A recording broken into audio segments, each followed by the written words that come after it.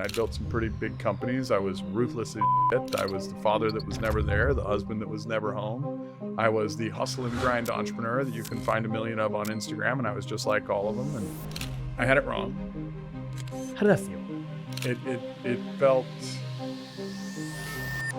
money's easy. Wealth is really, really, really hard. There's a huge difference between rich and wealth, and it generally has nothing to do with money. Making money is really easy. Like, I can attract money so fast it's not even funny. I could probably walk outside of this room and raise $1 million in 10 minutes if I wanted to. But getting rich is not wealth. Wealth is freedom from, I love that definition. One day in 2019, I get the phone call, and it was my brother-in-law, and he said, dude, you need to get over here, your dad's gone. We had like the perfect family, amazing dad, amazing mom. There was not money, but there was this other thing that was called love. When I lost him, I remember standing there in my parents' house, and I'm sitting there and I'm looking around, and I realized the lesson I should have learned is. Welcome to another episode of Money Stories. I'm here with Preston Brown, who has scaled, automated, sold, built massive companies, and currently podcaster of the moment. And really excited for this conversation. We've actually just met today, so I don't know anything about you. And I cannot wait to dive into your story because so many people that I respect speak so highly of you. So welcome to the show. Thank you for having me. It's an honor. I was not expecting to do a podcast today, so this is fun. Jumping right in and making some magic. Right? Let's put the FU in fun. Well, that's what we try to do. Maybe that's my new podcast tagline. So here's how I like to start the show is kind of dive into some history, but the world has enough interview shows. So we're not looking to talk about hiring A players or scaling companies. Where I'd like to start is, how did you grow up with money, and how did your relationship with money start to form? I did not grow up with money. I grew up without money. We had this small trailer in Canutillo, Texas, which, if you know where El Paso is, like, here's El Paso, over there's Canutillo. We had that trailer in the trailer park, and there was not money, but there was this other thing that was called love. It was far better than money, and I had no idea what money was. I didn't know if we were poor or rich. Those weren't even constructs I'd figured out. We had like the perfect family, amazing dad, amazing mom, like everything else, just missing the money piece. And I remember the money thing came in, but it came in when I was a little older, so 7, 8, 9 years old. I'm not good on past dates. So roughly that age. Dad wanted the life he saw on TV, not the one that we had. And so, he opened his own business. He did the entrepreneur thing, and we had a shed out back that, like one of those little tin sheds, which in El Paso, we actually stole an air conditioner to put in the shed to keep him from dying of heat stroke. And he opened his business. He was a metallurgical engineer by trade, not education. He made things. He made parts for high-end cars for people that didn't want to go buy it from Ferrari or Porsche. He made all sorts of different stuff in there. He was there 8 a.m. to sometimes midnight, and he started his business. He didn't know some of the fundamentals, though. So, of course, that led to things going wrong. 3, 4, 5 months in, the fight happened. Mom, I don't remember all the things she said. She threw one of those big, thick cast iron pans up against the wall, and it lodged in and clanked to the floor. And, she knew how to get attention. Should have gone in marketing. She was a psychology gal, not a marketing girl, but she figured it out. And she said, a real man can feed his family. Collect what you're owed or don't come home. Wow. And the mistake Dad made was he didn't understand billing, charging, collecting, valuing his product, pricing, any of those things that people can go to a different podcast and learn. And of course, it knocked him out. Like, I got to be the charity piece. I went up with him to the man's house that, owed him the most money. And there's my dad, like superhero guy, 6'4", like towering over this little guy that had to be all 5'9". And, it started exactly how you'd think. He started demanding what he was owed, and demanding led to asking, led to, I wouldn't say it was begging, but it wasn't far from it. It was kind of that, hey man, look, if I can't feed my family, like my wife's going to leave me. This is going to happen. And a wad of cash was taken out of the man's pocket. It was probably, it wasn't the thousands of dollars that he was owed. It's probably $100 or a few $100. And my dad settled. My dad compromised. We drove to the local Albertsons, or I guess it was a Smith's back then, I think, but it's an Albertsons now. And I got to ride back with ramen noodles on my lap and my hero not talking to me. And what the little boy learned was I had it wrong. Love is not the meaning of life. Money is the meaning of life. And with that, I became an entrepreneur, 7, 8, 9 years old. And I started working for money. And this went on till, I've never really stopped, but it went on full blown working for money until 2019. I mean, I built some pretty big companies. I was ruthless as shit. I was the father that was never there, the husband that was never home. I was the hustle and grind entrepreneur that you can find a million of on Instagram. And I was just like all of them. And one day in 2019, I get the phone call and it was my brother-in-law. And he said, dude, you need to get over here. Your dad's gone. Wow. Well, so much to unpack here. And we'll definitely get to that part of the story. But I want you to just take me back to that ride home with your dad. How did that feel? It felt confusing. It felt like I wanted to underwrite the situation. I knew something was wrong, but I didn't know what. And my dad was doing the right thing. Like, no, I didn't catch it. I don't know that my dad was doing the right thing the right way, but the lesson I should have learned is family first. He will compromise his dreams to take care of his family. I didn't get that lesson though. I mean, it's tough for a 7-year-old. Yeah. And if you're the parent driving the kid back after a situation like that, when they're the charity case, I mean, I have no negative thing to say about my dad, but make sure you talk to him because they can learn the wrong thing from what could have been a beautiful lesson. Yeah.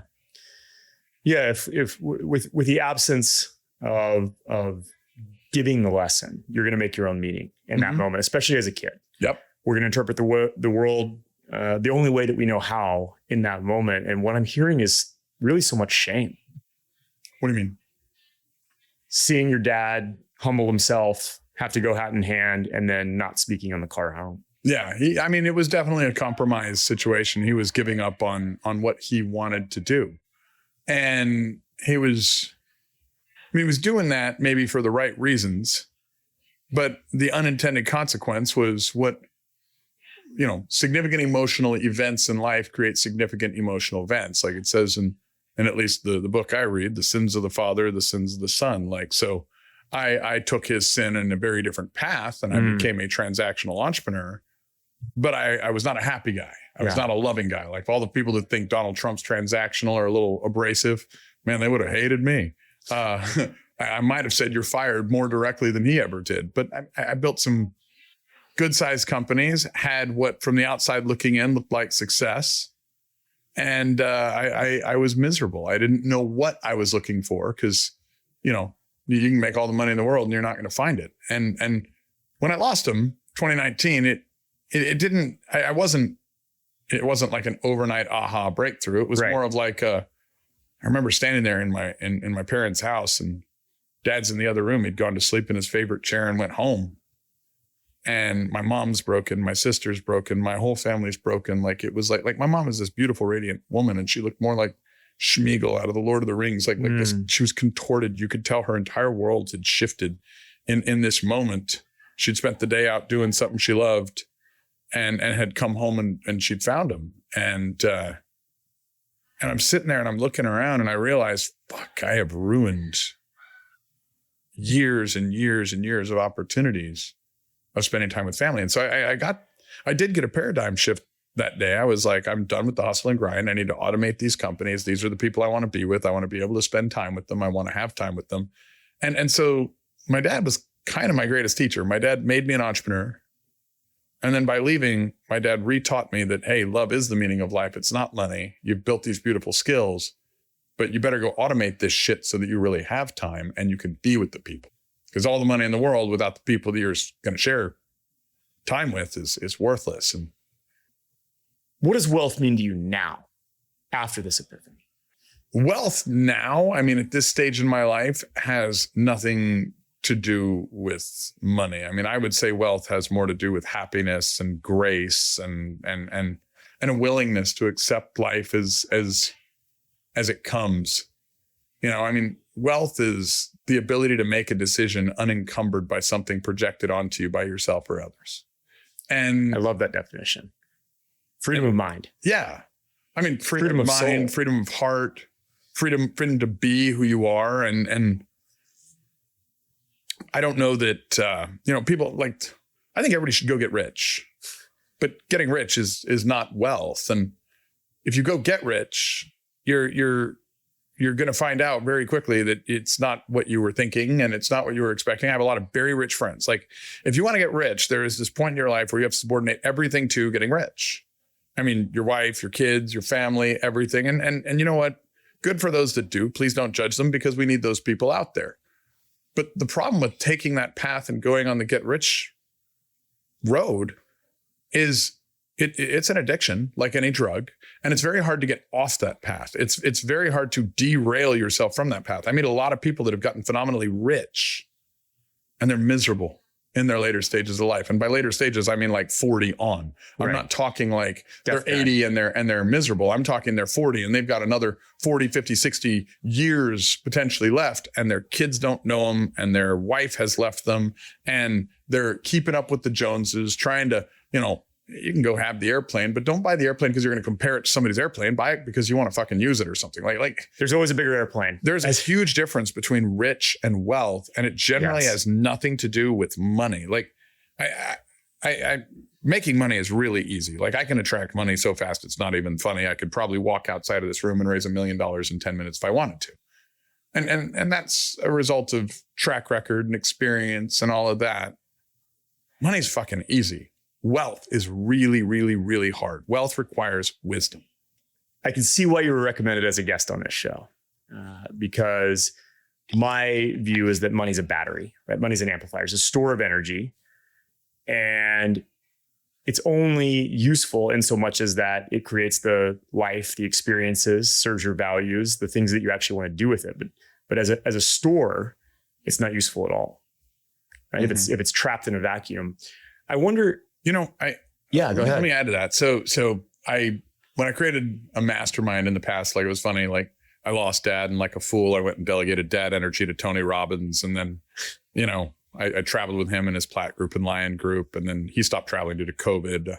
I hired, like any good entrepreneur in a recession, like, I hired some people that had been laid off or had left all the travel companies, and I formed my own group because I wanted to keep traveling. The small group could, right? Somehow I triggered Tony Robbins, and then I'm getting the fucking lawsuit letters from his super attorneys out of, San Diego. And, like, imagine the guy you delegated all the dad energy, and now you're hitting this with it again. Like, wow. It's funny. God sends you to this earth to learn something. And if you miss it, he's going to teach it to you again in a very, very, very different way. And, wealth, kind of coming back to that, it is the ability to learn the lesson that God, the universe, whatever you want, is trying to teach you. And right on the other side of that, when you get the answer to that question, there's a new lesson that's coming as well. Like, wealth is a concept we could talk about for hours or days probably and not fully dive into. Yeah, I think that, when I host retreats, I ask people to define wealth. And we usually start somewhere with money, and then we start evolving. And the word that comes up most often is freedom.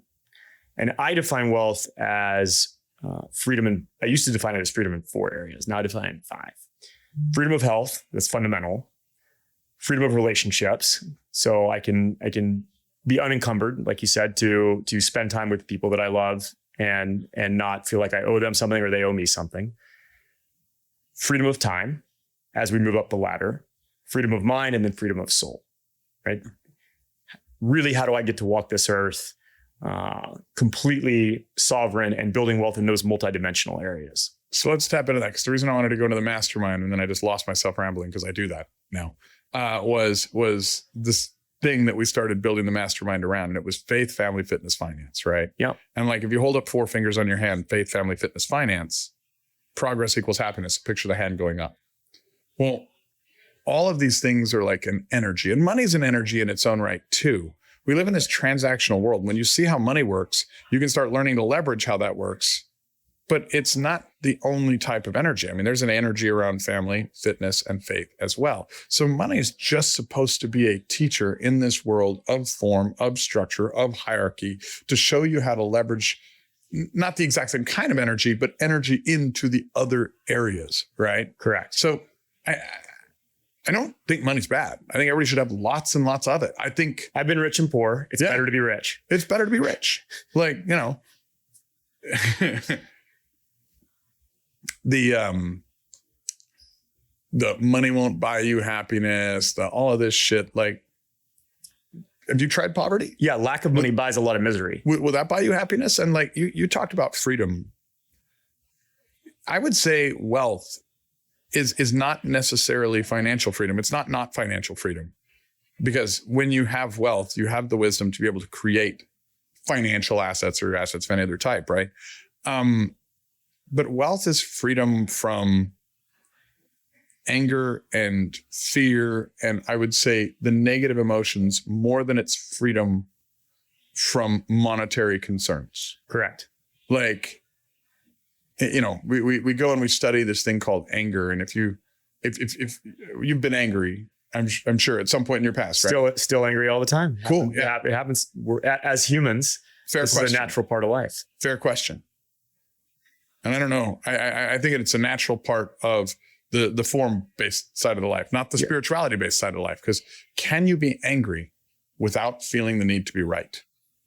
So this is we can go way down the rabbit hole. You know, as my own spirituality has evolved, what I found is that acceptance and neutrality around all emotions, looking at as it arises, right? Like we have this idea that we have to be non-attached, right? Which is deeply woven through the Eastern wisdom traditions.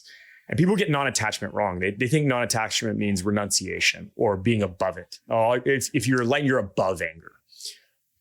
I actually think it's allowing anger to be there with neutrality, witnessing, noticing, but not becoming the emotion, right? Saying, oh, of course I'm angry because this guy cut me off in traffic. I'm a human. That's what we do. And I am not my anger. I think there's a difference between being able to feel anger and being anger. Yeah. I think the moment you're taking anything into your being, you're attaching it to your identity and allowing it to be part of you.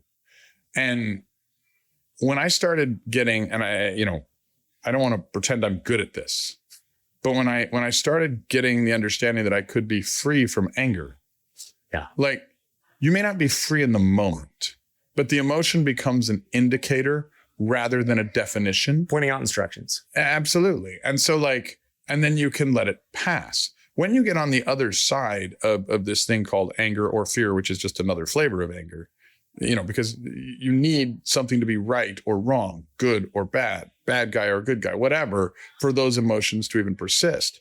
When you start having wisdom and you start having wealth, then you kind of accept, like you can feel the anger, but you can complement the anger paradoxically with enough forgiveness to offset it to where you're not living it.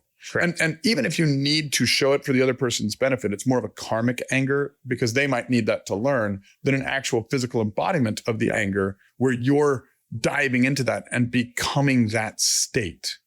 Well, and even I think our language, English in particular, is incomplete. Like if we look at Spanish, ser and estar both mean be. One means present tense, one means permanence.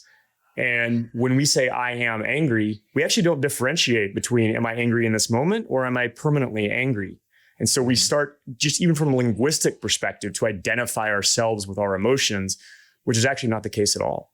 Well, and the I am word is so powerful. Like when you know, and I follow the Christian faith, not to like project that that's the only one of value, but I mean, that's my methodology and modality. But you know, when God was asked who he was, he said, I am that I am.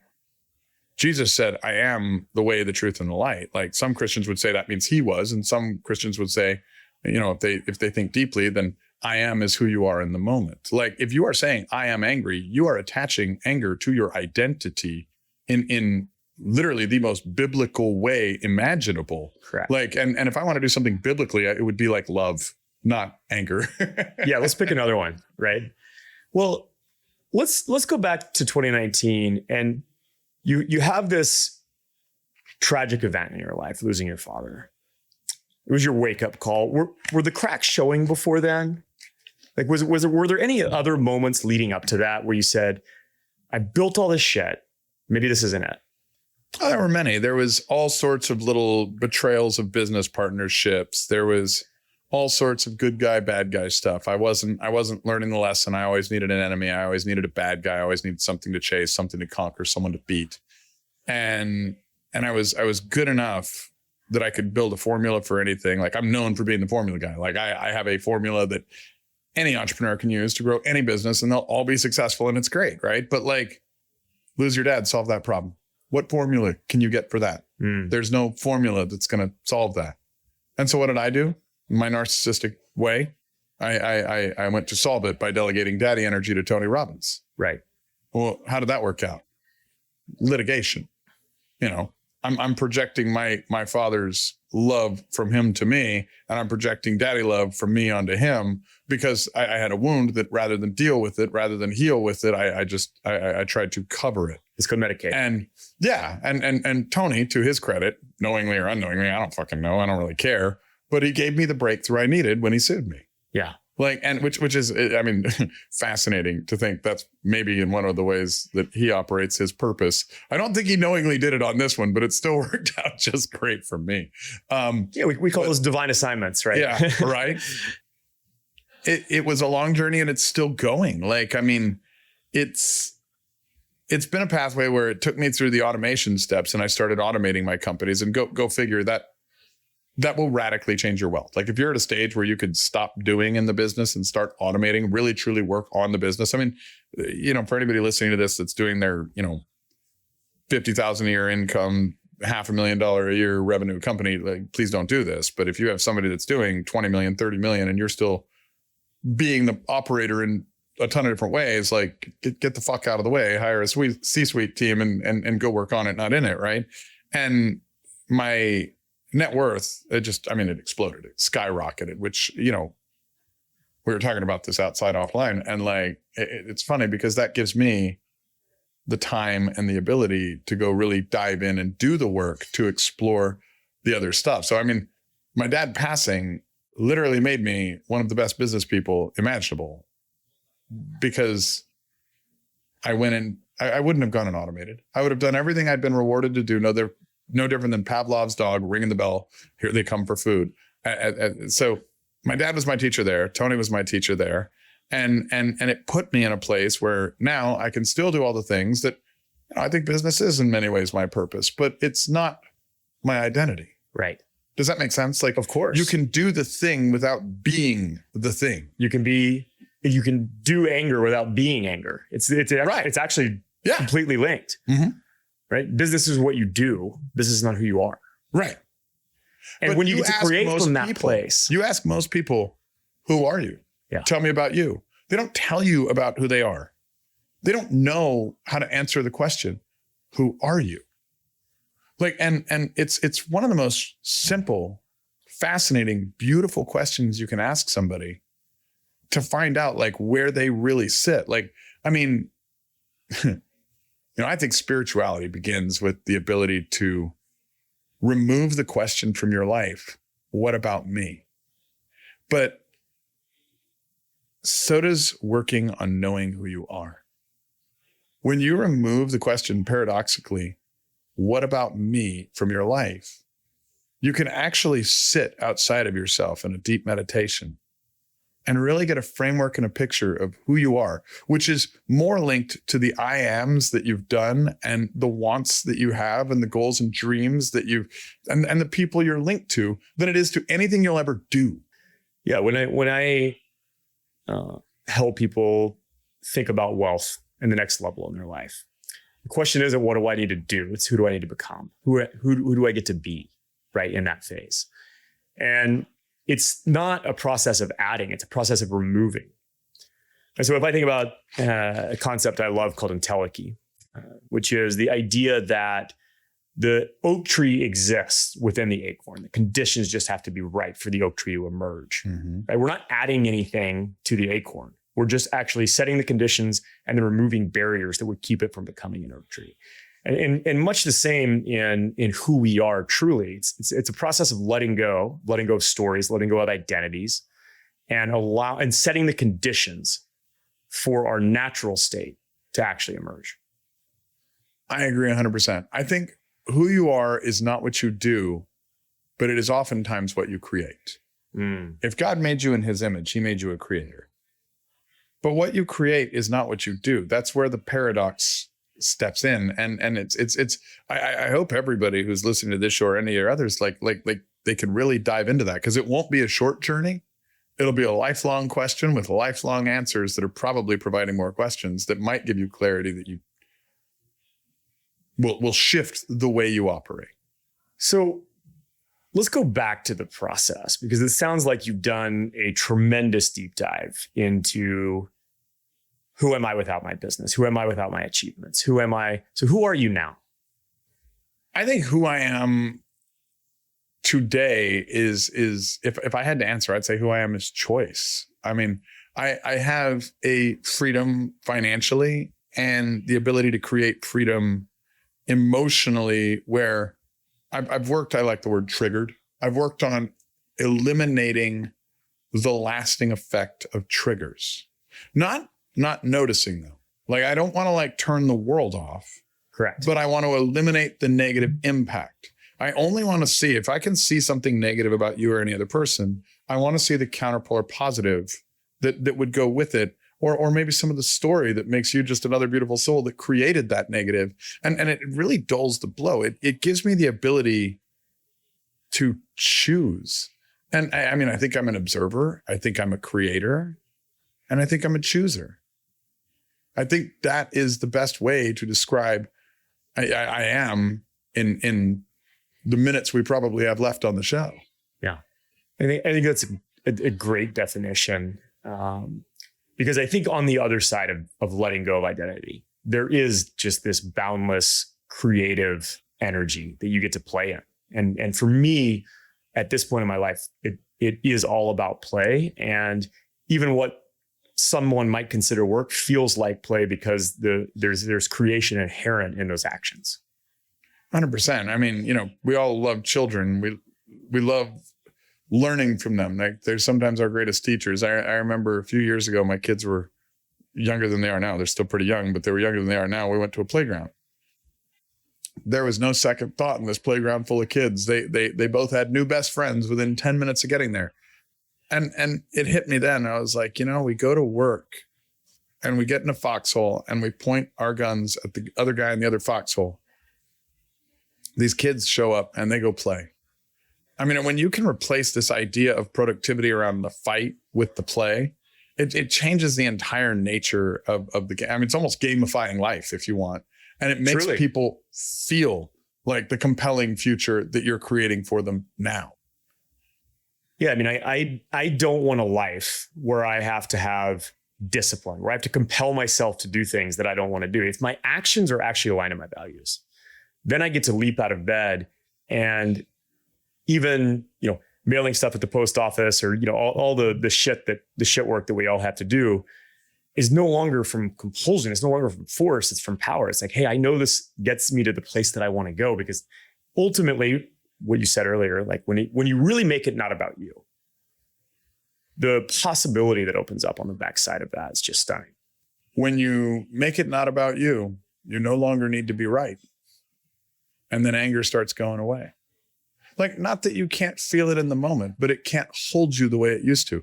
Anger, pain, suffering, all these like different, words that we come up with. Most people can only feel the emotions of the words that they can write down. If you give them a minute to write down every emotion they can think of, those are the things they also know how to feel.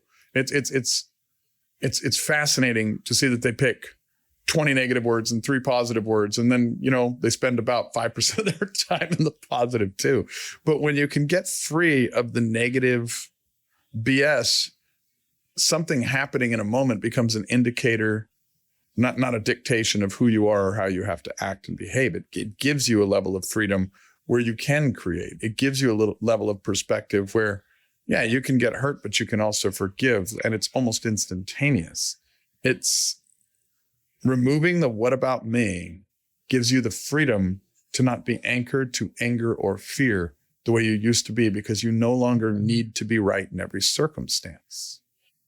What about we is a better question. This kind of work, this kind of liberation doesn't happen overnight. So from 2019 and now, it's clear that you've done a tremendous amount of work on yourself. And take me through that journey. Where did you start? So you knew it wasn't working. Your dad passes. You go through this thing with Tony. Where do you start to unravel some of these old stories? I think you start in the moment. I think you stop projecting what you want on the world to be your reality, and you start accepting the world as your reality. I mean, I think paradoxically, life has two meanings.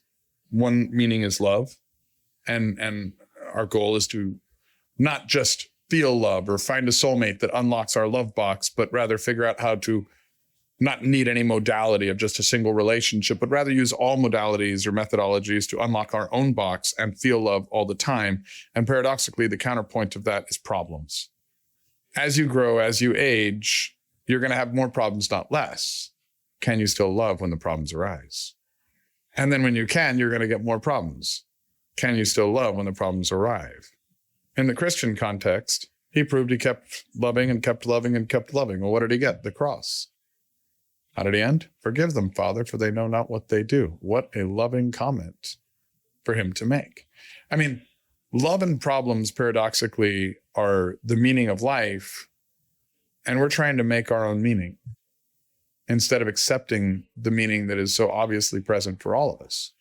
And I don't try to project that onto the world. Like, if you have something better that works for you, like, please use it. But like, for me, problems are gifts and guides.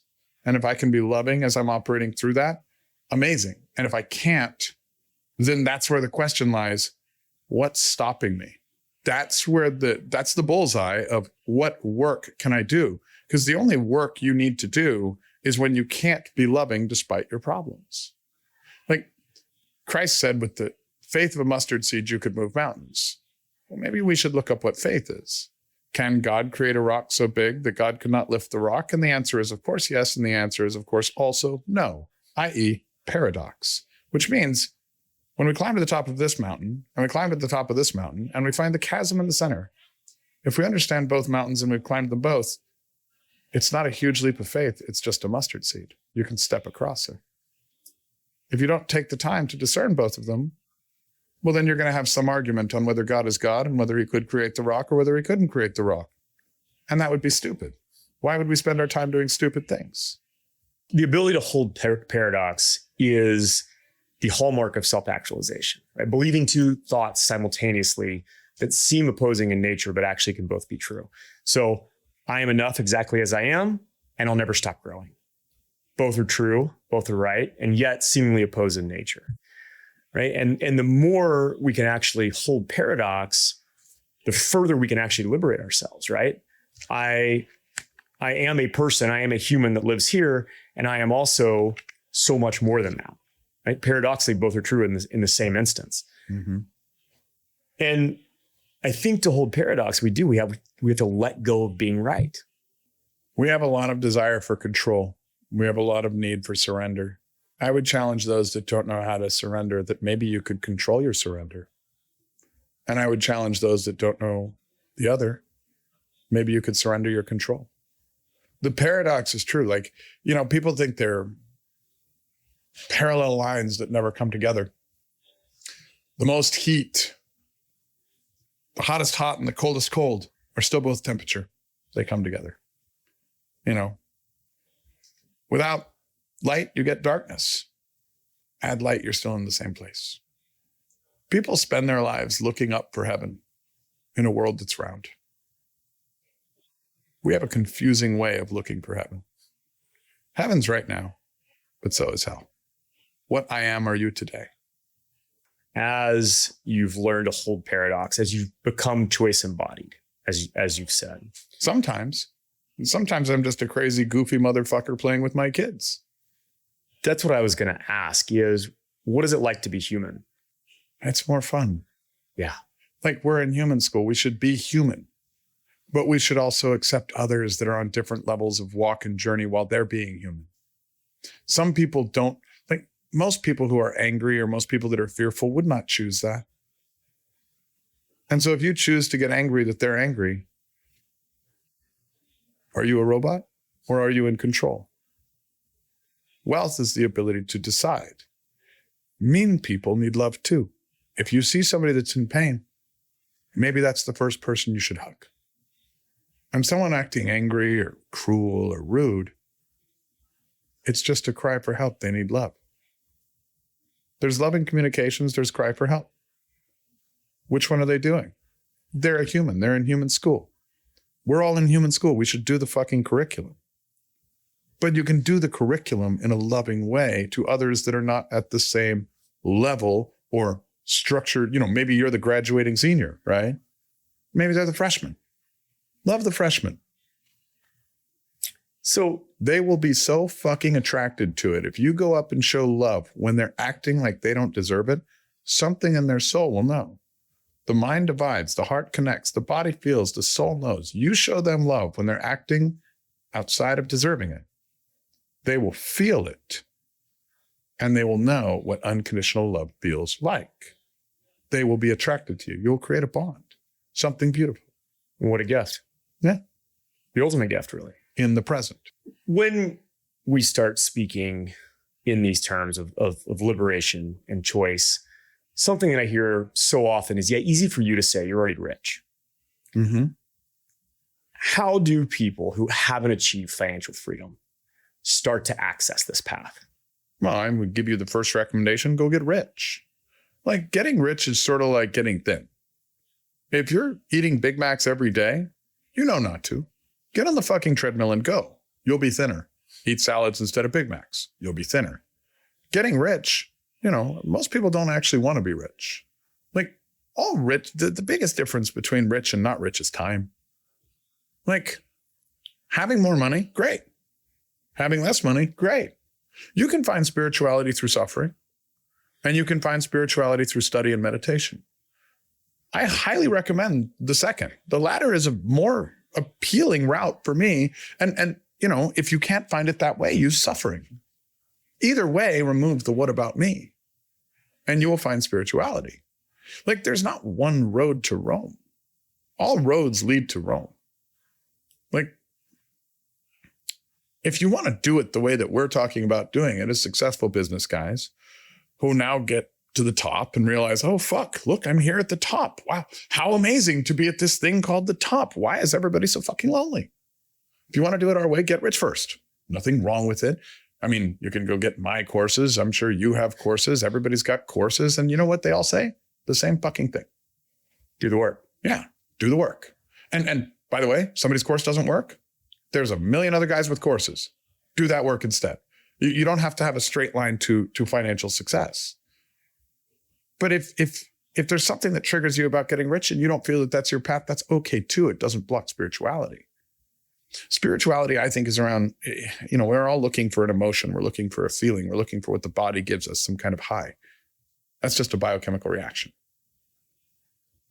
I think the meaning of life and the meaning of spirituality is much more not about emotion. It's about love. Love is not an emotion. Love may make us feel other emotions. Love's an essence. Fire is also an essence. Fire consumes, fire creates. Love can consume us, and love can be creation. Like, if life is problems and love, then he who has more poverty has more problems and can find love all the sooner. If you want to go the harder route, get rich. You'll find more problems. They get bigger as you go. Like, I don't know any really rich people that are like, man, my problems are getting smaller. I haven't met that guy. You get the gift of bigger problems. Yeah. I mean, we all came to this world to learn something, and we're all going to learn something. You don't need to be rich to become spiritual. Like, I recommend that route because it's the only one I know. Right. But worked for me. Yeah, it worked for me. But I know a lot of very rich people that are very not spiritual, and they're toxic as fuck. Very unhappy. Fundamentally broken. Right. And why is that the case?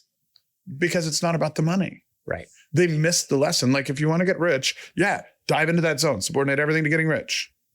But it's a really hard thing to get out of. There's going to be a day where universe, God, Christ, whatever you want to call it, comes knocking and says, hey, it's time to get in a different lane.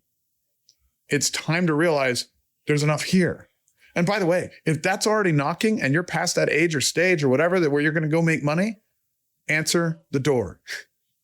It's so much more important. Like I went on a spiritual journey and in a deep meditation, I got this, I had as you can imagine, like a fixation on death with my dad dying. And I got this message from Spirit. It said, the two greatest gifts in life are love and death, and we fuck them both up. Mm. And I don't think the spirit world said fuck, but I ad-libbed my own words. So yeah, we like that word around here. Yeah. It's a great word. Of course, I had all these projections on death is bad. And I was like, how could death be a gift? And it said, do you believe, this is the spirit world asking me in a deep meditation, do you believe death is a part of life? Does everybody that's alive, everything that's alive experience death? And I was like, yes. Well, do you often say that life is a gift from God? And I was like, yes. It says, well, then if you fear death, you worship life, not God. Where is your wisdom? And it hit me like a ton of bricks. Death is the doorway to go home. Love is the thing we're supposed to learn here. But you need your problems and the paradox of the problems and the love to find them. However you do that is your strategy. There is no one better or worse. There's no one above you or below you. When you look at something, you will find that that is the truth. I even think that, and I'm a Christian, I think that we bastardize the gift of Christ as Christians oftentimes. It's hard to have this conversation with Christians, but, I believe that Christ is the Son of God. I believe that God humbled himself and brought himself down to human form to live amongst us humans. We spend so much time and energy deifying Christ, and that is the opposite of what God did with Christ.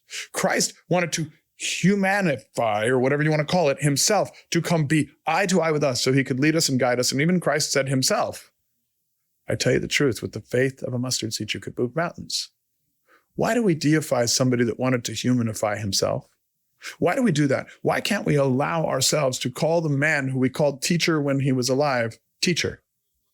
No, we need to call him God now. Why? So we can make himself so big and ourselves so small that we would never be able to follow in his guidance? What fools are we? I'll tell you the truth. We do that out of an abundance of love. Christians do that out of an abundance of love.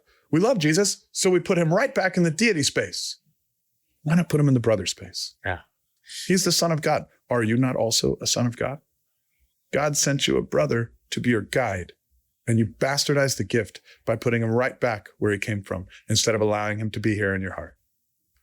Like when you start thinking about the paradox on the other side of everything, then you get both sides of the mountain, and it truly is the faith of a mustard seed. You get outside of anger, outside of fear, and when you no longer have these attachments, at least that define you, that's where you become what God intended to create, a creator.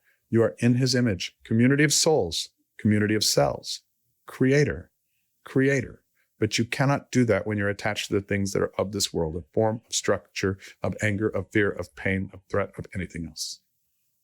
I think this conversation is so relevant to everyone who may be listening right now that have done it, whatever done it means, right? Like I've built the company, I've got the money, I've done the thing I was supposed to do. And now what? Is this really it? Is this really it? What would you say to that person? I'd say, have you met your kids? Have you met your wife? Is there a stranger you could get curious about out there? Inspiration comes from the word in spirit. Breath, the biblical word for breath is ruach. It means breath, it means wind, and it means spirit. If you are uninspired by where you are at today, take a deep fucking breath and get curious about something beautiful that God created that's right next to you. If this is it to you, take off your blinders. If I have a pickpocket and Jesus Christ himself standing in front of me, I will see them both. Christ will see the ability to forgive him but the pickpocket will see nothing more than Christ in his pocket. What you project onto the world outside of you is what you will receive back. Remove the projection, because that's an attachment too. And just go find something beautiful. If you open your eyes for a second without the pre-frame of what's supposed to be, you'll see what is, and it's amazing. I was taking a hike the other day with two of my dear friends. We were walking through this beautiful burned area of Rocky Mountain National Park. And we were just in awe of the creative destruction of fire, which we touched on earlier. Just such a stunning, silent, haunting hike. And this dude comes up the trail and he looks at us and goes, "Is it like this the whole way, or does it get green?" And I think that really drives home exactly what you're saying here, is that how could you wish for it to be any different than it already is? Mm-hmm. There's so much beauty in every moment, in every present experience that we have. And yet we trick ourselves into wishing it was an evergreen forest when there's this beautiful burn thing that's right under our nose. So you've found this path. What's the most surprising thing, or what's the hardest thing that there you are again in 2019? I've got to wake up. I got to change my life. I got to do something different. Okay, I'm ready. What surprised you along the way, along this journey? How easy it is to slip backwards. Like, and you know, it's really easy to fall into any pattern sin that you had before. And I think we all do all the time. It's easy to become angry and not let it be an indicator. It's easy to lust. It's easy, like, oh, you know, you'll have these spiritual conversations and someone will be like, wow, they're so advanced. You got to know that the same sinner that was there before is still there. And that all you're doing on the spiritual walk is choosing. Like, you have to like let the thoughts come in and let them go. Like, thoughts are fascinating things. Another biblical reference. Christ on his 40-day fast, the devil walks up to him and says, "Why not turn this stone into bread?" Christ says, "Get behind me, Satan." That's profound when you realize that in ancient Aramaic, Satan means crazy thought. Get behind me, crazy thought. Which crazy thought is possessing you today? Do you need to work out that demon? Exorcise him out? You know, the church likes to call exorcisms these whole big processes. What thought is getting you to fall off the wagon in this moment? Is this an I am moment, or are you the robot in the moment? And anybody who says, oh, I'm in the I am all the time is a fucking liar. I mean, I think I try to be in the I am as much as I can. And maybe I am 30%, 40%. Like, it's funny, like we sit in these conversations, my eyes water, and I'm like, why am I fucking crying? Like, they say the eyes are the window to the soul. We'll go out there and we'll start telling jokes and somebody will start gossiping and I'll catch myself just being in it. Right? But that's not the I am. That's the robotics. We have to remember that we're pattern-oriented beings and that humans have dominated the entire earth because of mastery of patterns. When are you in pattern and you're robotically operating? And when are you in I am? And how can we move the needle just a little bit to spend a little more time in I am, a little more time in the present, a little more time in our conscious behaviors, where our subconscious mind's patterns aren't dragging us into something robotic that makes us not who we want to be? I love it. And when you find yourself drifting into the humanness, the robot. So daily? Yeah. Yeah. How do you interrupt that? I think you need to be okay with failing. Because once you set certain values and certain standards, anything outside of those values becomes failure. So it doesn't have to be a long road of failure. You just start, like, if you're getting into the gossiping and you realize, oh shit, I'm here. That's not my value. I mean, maybe fun, but if it's not your value, recognize it. And then, hey, politely excuse yourself. Don't judge them. Let them do their thing. Don't holier than thou. Don't browbeat. Don't cancel. Don't do anything else. Just go fucking check yourself. Like, go take a walk. Go hug a tree. Go, shoot the shit with somebody else that's in a different frame. Whatever. Like, just get out of whatever. Like, the word sin means miss. We miss. You don't have to hit a bullseye every day, all day long, every single time. Like, miss sometimes. It's part of the human experience. My friend Dan likes to say you can start a diet halfway through a bag of chips. Yeah. I've probably done that many times. And my other favorite quote is Alan Watts. I'm under no obligation to be the person I was 5 minutes ago. Like, I love changing my mind. Amen. And we get so stuck in these stories. And we get so stuck in these loops. And really all it takes is one moment, one aha to go, I don't have to do this right now. Well, here's the question for that one. Are you the story? Or are you the person watching the story? Stories are profound. Stories are important. Like, I go to the Christian faith, and one of my favorite things to ask Christians, if God is God, why did Jesus have to die? God could have snapped his fingers. The existence of Christ for the Christians is a paradox, because God could have snapped his fingers and made everybody forgiven. No need to kill Jesus. No need to let him suffer on the cross. So why did we need Jesus? Well, another humble, beautiful thing that God did, he gave us a story, because facts tell, stories sell. So are you the story that's selling somebody else today? Are you the I am? Or are you the robot bystander that's just participating in somebody else's story? I love it, Preston.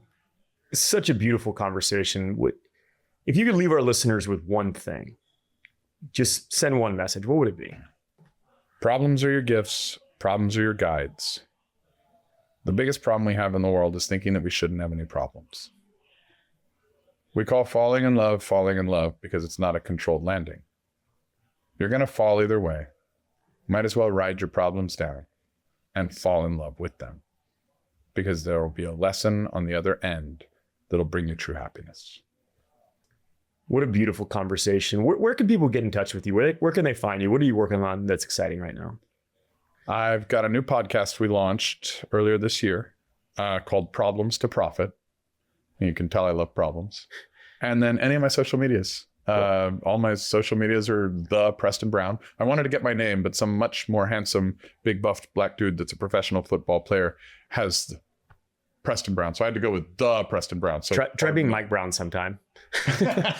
Hey, you know what? You've had several mic drops on this one. I love it. Well, thanks so much for being here. It's a pleasure getting to know you, and I can't wait to dive deeper. Thanks for having me. It's an honor. Cheers. Cheers.